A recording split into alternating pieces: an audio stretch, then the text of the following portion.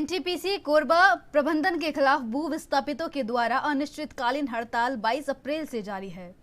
हड़ताल के 92 दिन होने के बाद भी नौकरी, मुआवजा और शेष भूमि की क्षति पूर्ति राशि प्रदान किए जाने पर प्रबंधन अभी तक गंभीर नहीं हुआ है। प्रदेशकारों ने बताया कि उन्होंने कहा कि जब तक उनकी मांगे पूरी नहीं होती तब तक उग्र आंदोलन जारी रहेगा।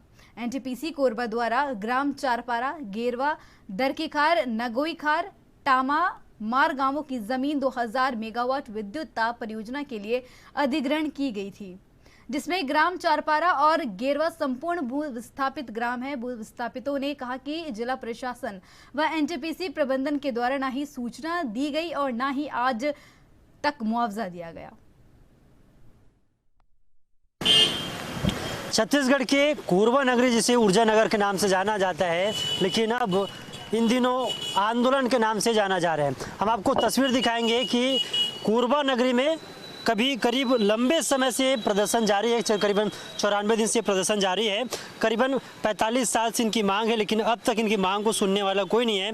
लगातार हर एक दरवाज़ा खटखटा चुके हैं, चाहे मंत्री हो, विधायक हो या तमाम जो अफसर है, प्रशासनिक है, उनसे भी ये लगातार मांग करते रहे, लेकिन इनकी आवाज़ सुनने वाला कोई नहीं है। इसलिए एनबीओ न्यूज़ आज खुद इनके पास चलकर आया और इनकी बातों को शासन प्रशासन पहुंचाने का प्रयास कर रहे हैं। कुछ लोग उनसे बातचीत करेंगे। क्या आप लोग की मांग है? 45 सालों से आप लोग लगातार अपनी मांग को लेकर लगातार प्लान से लड़ रहे हैं, लेकिन अब तक सुनने वाला कोई नहीं है।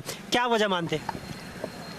इसका वजह यह है कि जब भी एनटीपीसी द्वारा मांग की गई तब एनटीपीसी ने समय लेते गया, बाद में देंगे, बाद में रिक्तियाँ नहीं करते करते आज इन्होंने 45 साल लगा दिए और आज तक इनकी जो अधिकार रही है, जो भूस्थापित हैं, जो बैठते जा रहे थे, उनको ये लोग छोटा मोटा रोजगार देकर ये लोग चुपचाप कराते रहे। और जो इनके अधिकार था वास्तविक में, जो लिखित में दिया हुआ था हम सूचना अनुसार, इन्होंने उसको कभी पूरा करने का प्रयास नहीं किया।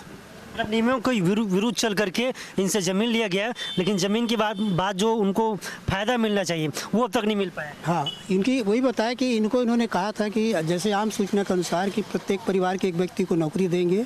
साथ साथ में इन्होंने ये भी कहा था कि जैसे जैसे प्लांट का विस्तार होते जाएगा वैसे वैसे देंगे और शैक्षणिक एवं अन्य योग्यताओं के आधार पर देंगे। परंतु इन्होंने इस बात के लिए जब मांग की जाती है तो ये लोग इस बात को ये लोग गुमराह करना शुरू कर दिए और ये टालना शुरू कर दिए।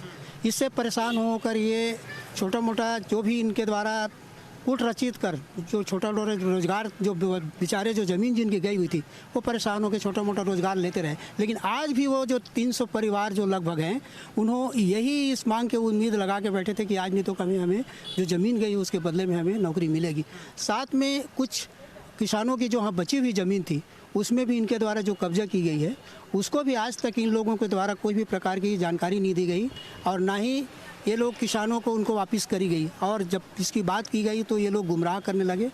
इस तरह से चल रहा है और ये आज जो भूस्थापित है, आज जो बैठे हुए हैं इतने दिन तक इस मांग को लेकर बैठे हुए हैं कि लगातार यही मांग कर रहे हैं कि हमारी जो गई हुई है ज़मीन, चाहे प्रशासन से मांग कर रहे हैं, चाहे एनटीपीसी से मांग कर रहे हैं, मगर इन लोगों ने इस बात को ध्यान नहीं रखे। और कहना चाहिए कि ये 22 अप्रैल से बैठे हुए हैं और 22 अप्रैल से बैठे हुए आज समझ सकते हैं 94 दिन अगर हो रहा है तो इसमें ये प्रशासन का भी बहुत बड़ा भूमिका रही है कि ये 94 दिन हमें बैठा के रखे हुए हैं। प्रशासन तक भी बात पहुंची है, कलेक्टर को भी लगातार आप लोग ज्ञापन देते रहे, राज्यपाल तक ये बात पहुंची है, राज्यपाल ने भी कुछ कहा था।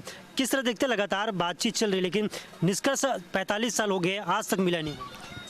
इनका कई कारण रहा है कि जब भी इस भूमिका के लिए मांग की जाती थी, क्योंकि किसान जो भूस्थापित थे उनको जब पता चला कि हमारे साथ छल कपट किया गया है, उन्होंने अभी जो पिछले कहना चाहिए 2022 में अगस्त में शुरू किए थे और अब ये अप्रैल में किया हुआ है कि लगातार इनसे मांग कर रहे हैं कि हमारे साथ छल कपट किया गया है, अन्याय किया गया है। ये अपनी मांग को लेकर लगातार इनके बात को रख रहे हैं। परंतु प्रशासन जो है उनको सारी जानकारी है, लेकिन जब इतने दिन बैठने के बाद में भी आज अगर जानकारी नहीं दे रहे हैं तो ये सबसे बड़ी कमजोरी है, क्योंकि इन लोगों के द्वारा पूरी जानकारी इनको दी गई है। जिला कलेक्टर महोदय को दी गई है। आप सोच एनटीपीसी के खिलाफ अपने प्रदर्शन कर रहे हैं। करीबन 45 साल पहले इनसे ज़मीन लिया गया था और वहाँ पर एनटीपीसी ने अपना फैक्ट्री स्थापित किया, लेकिन आज तक इनको जो सुविधा मिलनी चाहिए ग्रामीणों को वो नहीं मिला है और छला महसूस कर रहे हैं। लगातार ये शासन प्रशासन तथा एनटीपीसी से गुहार लगाते रहे, लेकिन अब तक इनकी जो मांग है वो नहीं सुनी गई है, बल्कि लगातार इनसे छलावा किया गया, झूठ बोलते गए। इनका साफ तौर पर ये कहना है। उस पीड़ा को लेकर लगातार ये प्रदर्शन कर रहे 94 दिनों से, और इनको आस है कि शासन प्रशासन और एनटीपीसी अंत में इनकी बात जरूर सुनेंगे। लेकिन देखने वाली बात ये होगी कि अब क्या इनकी बात कब तक सुनती है और क्या एनटीपीसी नींद से जग पाती है या नहीं, ये तो देखने वाली बात रह जाती है। जैसे कि छन्नू सिन्हा के साथ टिकेश वर्मा, कोरबा, छत्तीसगढ़।